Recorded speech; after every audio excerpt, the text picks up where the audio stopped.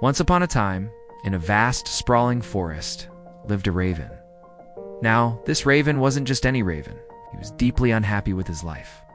He looked at his own feathers, black as a moonless night, and felt a pang of sadness. "Why must I be so plain?" he'd caw to himself. "I'm the most boring bird in the entire world."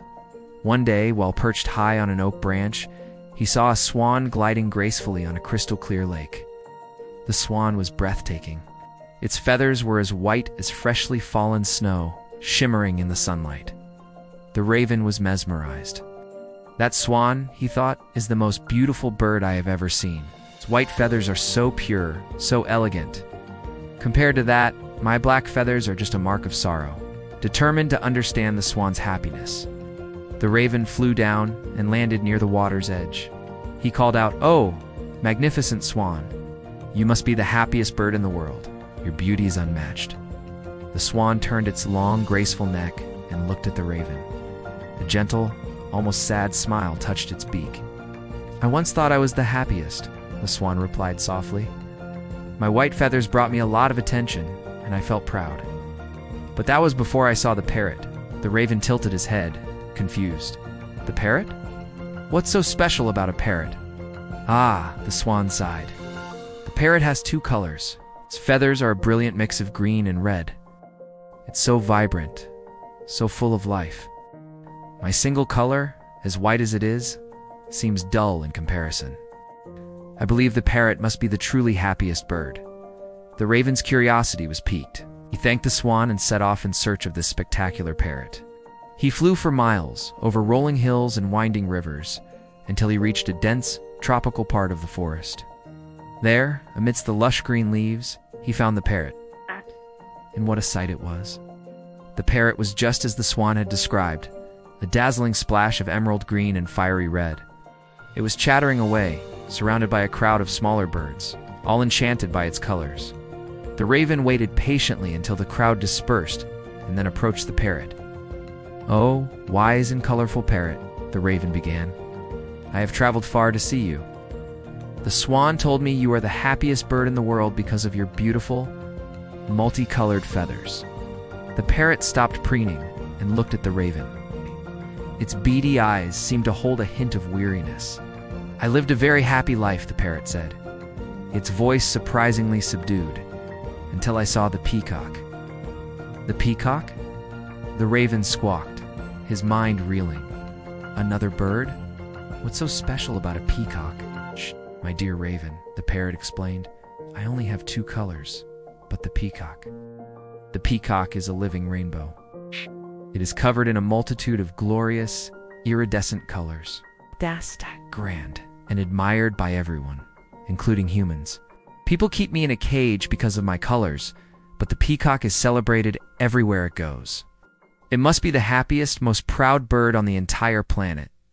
The raven was now on a mission. He had to see this peacock for himself. He bid the parrot farewell and flew towards the city zoo which the parrot had mentioned. Finding the peacock wasn't hard.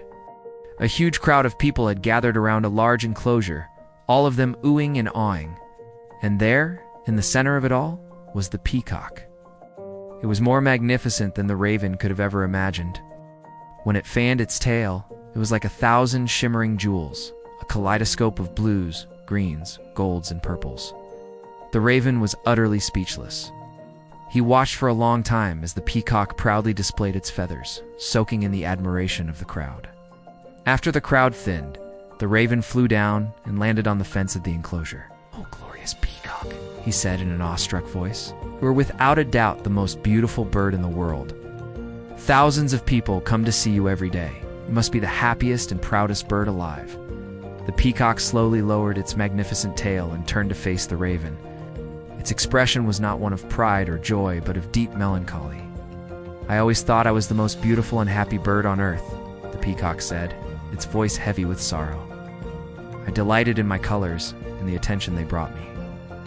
He paused, looking at the raven with a strange intensity. "But because of my beauty, I am trapped in this cage. My life is spent on display, never knowing the freedom of the open sky. I have examined all the birds very carefully, and I have come to a realization. The raven leaned in, hanging on the peacock's every word. "What is it?" the peacock continued.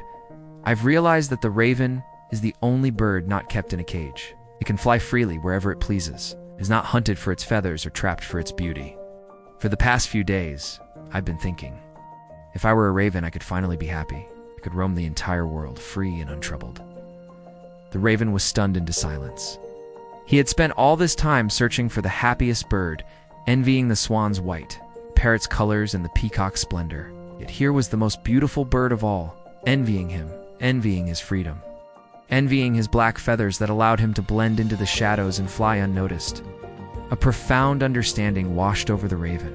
He'd been so focused on what he lacked that he never appreciated what he had. He had the sky, the wind, the forests, the mountains. He had freedom. The raven looked at his own black feathers, but this time, he didn't see plainness. He saw the color of the night sky he loved to fly through. He saw the color of the rich earth after a rain. He saw the color of strength, of mystery, and most importantly, of freedom. He thanked the peacock, his heart full of a newfound gratitude. He spread his wings, his powerful black wings, and soared into the sky. He flew higher than ever before, feeling the wind rush beneath him. He was no longer a sad, plain bird. He was a raven, and for the first time in his life, he was truly, completely happy. The moral of this story is simple, but powerful. We often make ourselves unhappy by comparing ourselves to others. We get so caught up in what others have, their looks, their possessions, their talents, that we forget to value what is uniquely ours. True happiness isn't found in being someone else. It's found in appreciating and loving who you are, right here, right now. Stop comparing and start living. You might just find that you already have everything you need to be happy. Thanks for watching. If this story resonated with you, give us a like and hit that subscribe button for more content that makes you think. See you in the next video.